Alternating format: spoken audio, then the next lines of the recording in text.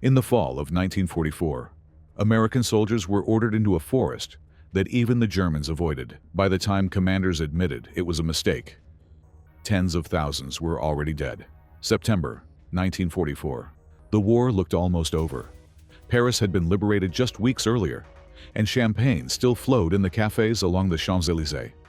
Allied forces were racing across France like an unstoppable tide, crushing German resistance at every turn. The Wehrmacht was in full retreat, abandoning positions they had held for years. Optimism filled every command tent from Normandy to the Rhine. Generals spoke confidently of being home by Christmas. Eisenhower's staff was already planning victory parades. The momentum was intoxicating. Every day brought news of another German city falling, another enemy division surrendering. After years of grinding warfare, it seemed the Third Reich was finally collapsing. Then they saw the Hürtgen Forest on their maps.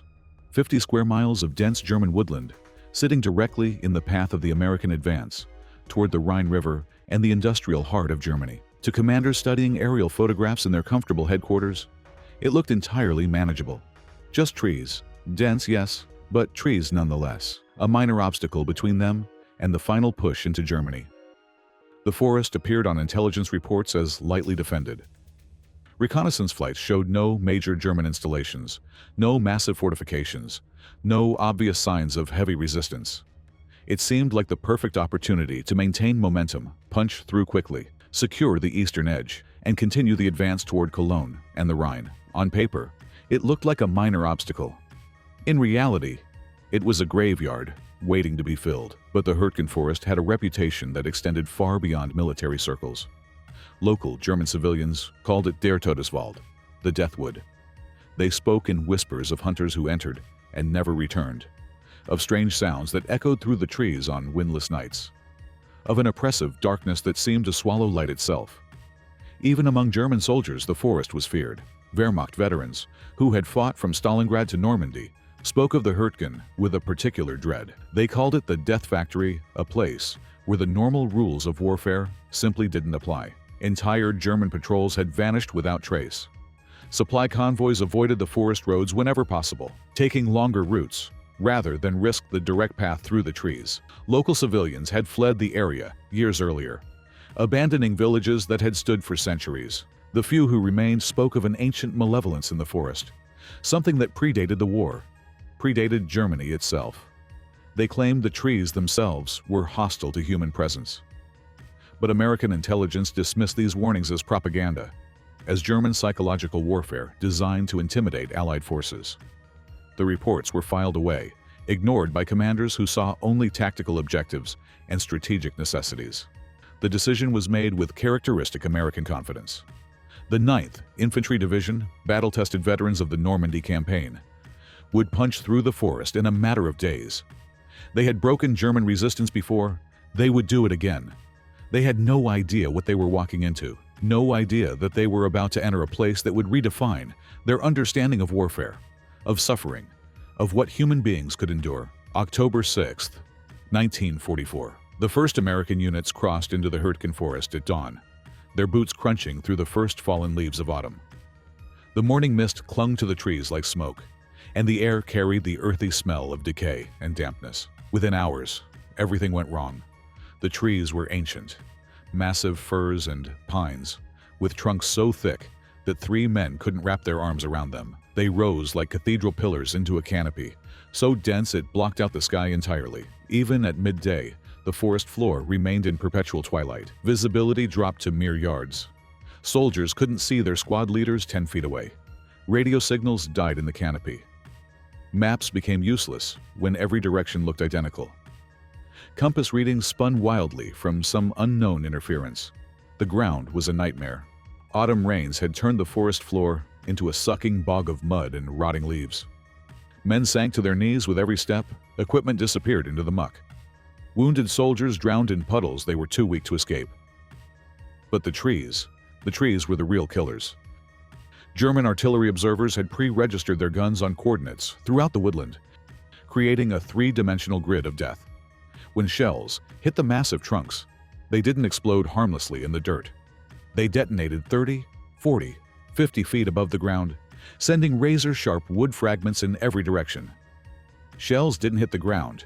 They exploded in the trees, sending wood shards through helmets and skulls. A single artillery round could kill dozens of men scattered across an acre. The wood fragments were worse than shrapnel, irregular, jagged, carrying splinters that caused infections that wouldn't heal. In normal combat, soldiers could dig foxholes, find cover, but here, the very trees that should have provided shelter became instruments of destruction. Medics couldn't reach the wounded. The forest swallowed screams and carried them for hours through the trees. Bodies were lost immediately, dragged away by the mud or simply vanishing into the undergrowth, as if the forest itself was consuming them. Entire squads would advance into the green darkness and never be seen again. Not killed in dramatic firefights, but simply absorbed by the forest as if they had never existed. By the end of the first week, the 9th Infantry Division had gained less than a mile of worthless forest. Their casualty rate exceeded 50%. Companies that had entered the forest with 200 men were down to 50 or 60 effective soldiers. Some platoons had simply ceased to exist. The forest had barely noticed they were there. This is where the true horror began, not in the forest itself, but in the comfortable command posts miles behind the lines, where generals studied maps and made decisions that would doom thousands of young men. General Courtney Hodges, commander of the 1st Army, studied his situation maps in a requisitioned German mansion, surrounded by staff officers who told him what he wanted to hear. The maps showed a thin line of German resistance that could be broken with sufficient pressure and determination. Intelligence reports spoke of light enemy contact and favorable terrain conditions. The reality that his men were being systematically slaughtered in a green hell that defied every principle of modern warfare never reached his headquarters. The reports that did arrive were sanitized, edited, stripped of their desperate urgency. Casualty figures were presented as acceptable losses. The impossible conditions in the forest were described as challenging but manageable. Hodges saw what every successful general sees: an obstacle to be overcome through superior firepower and American determination. He had broken German resistance before, from the hedgerows of Normandy to the streets of French cities. The Hürtgen Forest would be no different. The German defenses were indeed light by conventional standards. A few hundred soldiers, some hastily constructed bunkers, scattered minefields, and a handful of machine gun positions. On paper, it should have been a walkover for a full American division. Any competent staff officer could calculate the odds and predict easy victory. But the Germans weren't trying to hold the forest in any traditional sense. They were using it as a weapon, conducting a masterclass in defensive warfare that turned every American advantage into a liability. Every bunker was positioned to create interlocking fields of fire through the trees. Machine gun positions were sited not to hold ground, but to channel American attacks into predetermined killing zones.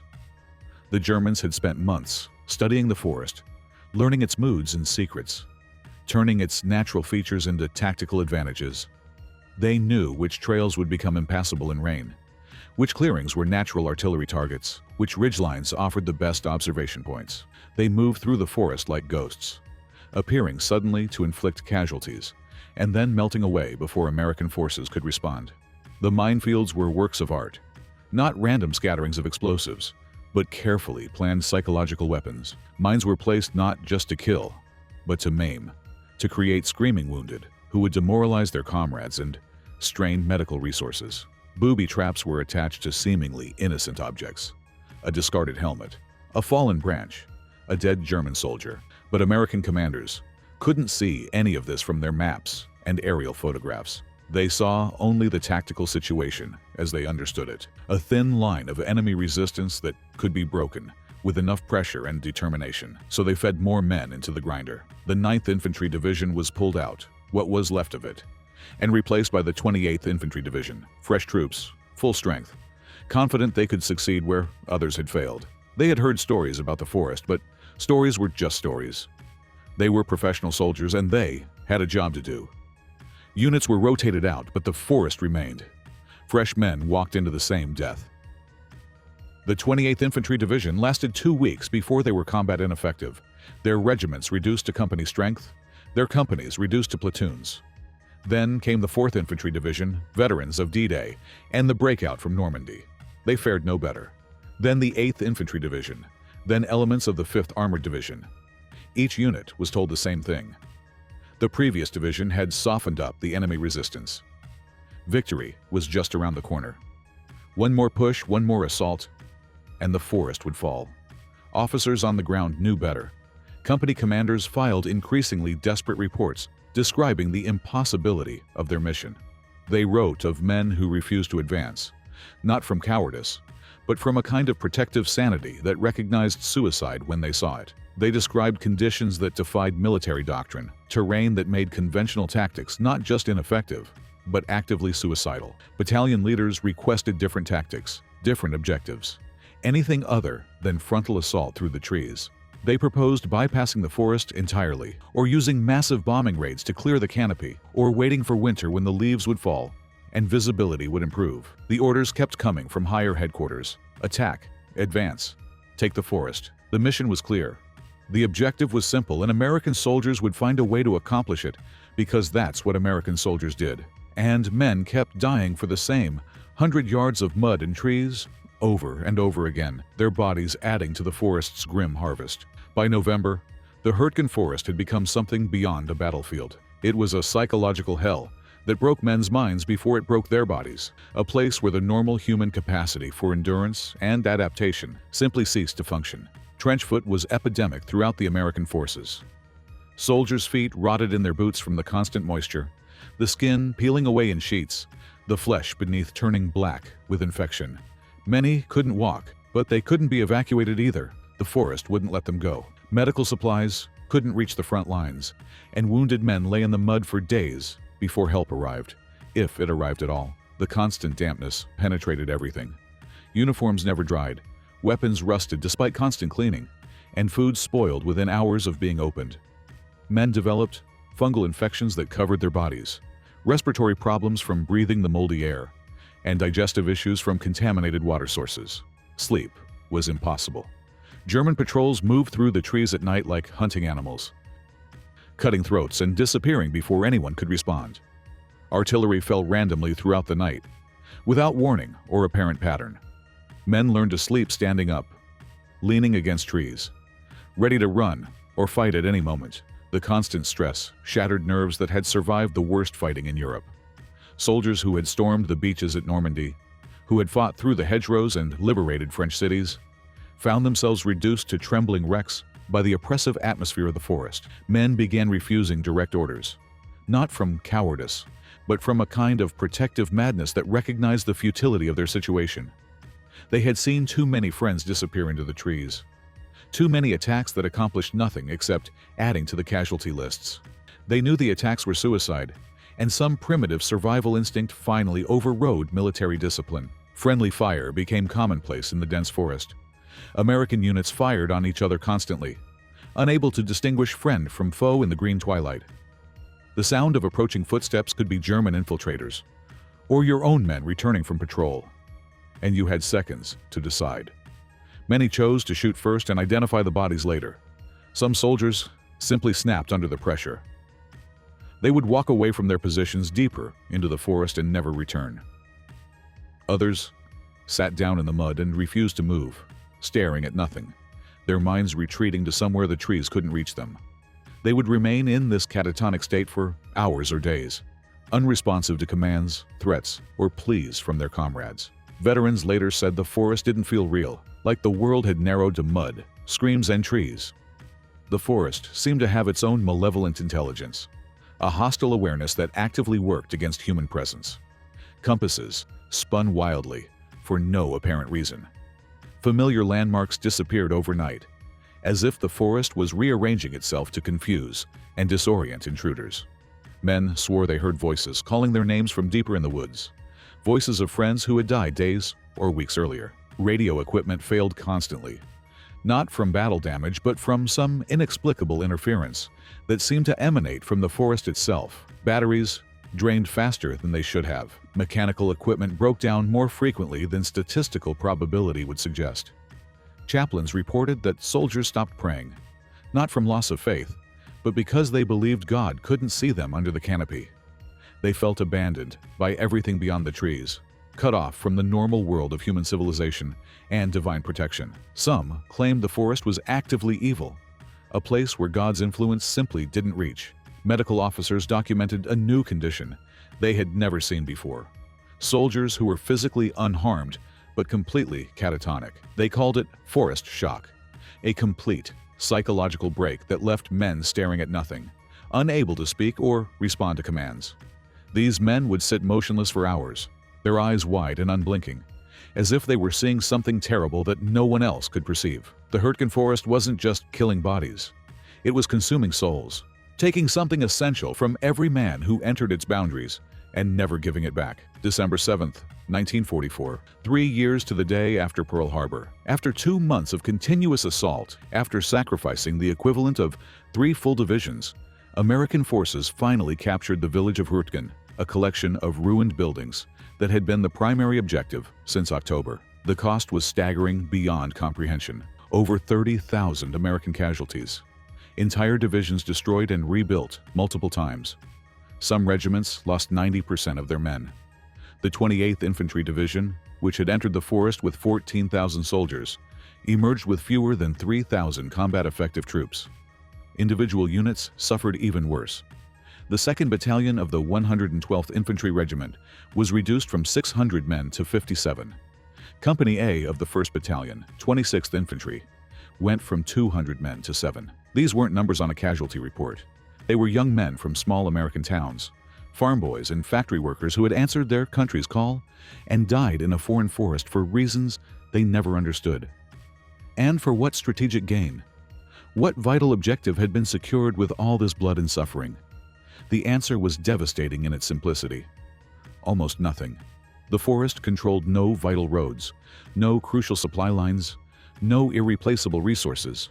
It was simply there, an obstacle that commanders had decided had to be removed because it appeared on their maps as enemy-held territory. The Germans, meanwhile, had achieved their objective perfectly. They had delayed the American advance for 2 crucial months with minimal forces, a few hundred soldiers, and some well-placed artillery pieces. While Americans died in the trees, German engineers were fortifying the Siegfried Line and preparing for what would become the Battle of the Bulge. The forest was eventually taken, not because it was defeated, but because it was abandoned. In December, as American forces finally secured the last German positions, they made a horrifying discovery. The elaborate bunkers they had sacrificed so much to capture were empty. The machine gun nests that had claimed so many lives were unmanned. The Germans had quietly withdrawn from the Hürtgen Forest days earlier, not because they were beaten, but because they no longer needed it. The forest fell silent. American patrols walked through positions that had cost thousands of lives to approach, finding them empty except for booby traps and the occasional German corpse. The enemy had simply melted away, leaving behind only mines, abandoned equipment, and the ghosts of the men who had died trying to reach them. Military historians would later call the Hürtgen Forest one of the most pointless battles in American military history. A tactical disaster born from strategic blindness. A meat grinder that served no purpose except to feed German defensive preparations for their final offensive in the Ardennes. But for the men who survived, the historical analysis didn't matter. They had been through something that defied explanation, a place where the normal rules of warfare, of sanity, of human endurance had simply ceased to apply. They had seen friends disappear into green darkness and never return. They had heard the forest itself calling their names in the voices of the dead. Today, nearly 80 years later, the Hürtgen Forest is peaceful. Hiking trails wind through the trees where American soldiers once died by the thousands. Families picnic in clearings where companies of young men were slaughtered. The German government has placed small memorials along the paths, simple stones marking where the worst fighting occurred, understated monuments to a battle most people have forgotten. But the forest remembers everything. Local guides report that visitors often become disoriented, even on clearly marked trails. Modern GPS devices malfunction in certain areas. Compasses still spin strangely near the old German positions. Hikers describe hearing voices, footsteps, the distant sound of artillery that stopped firing 79 years ago. Metal detectors still find fragments scattered through the undergrowth. Pieces of helmets, dog tags, shell casings, personal effects of soldiers who never made it home. Every year, the forest gives up more of its dead, as if it's slowly releasing the souls it claimed so long ago. The trees that witnessed the slaughter still stand, grown taller and thicker with age. But the scars remain, hidden beneath new bark. Shrapnel is still embedded in the wood, metal fragments that the trees have grown around but never expelled. The forest has absorbed the violence and made it part of itself. Veterans who returned to visit in later years all reported the same sensation: the feeling of being watched, not by human eyes, but by the forest itself, as if the trees had absorbed something from those terrible months. The fear, the pain, the desperate final thoughts of boys who died far from home.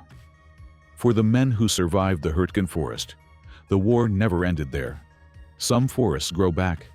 This one remembers. The Hürtgen Forest had claimed its victims and kept them. In the end, despite all the sacrifice, all the heroism, all the determination of American forces, the forest had won. It had taken what it wanted and given nothing back except grief and the bitter knowledge that some battles should never be fought.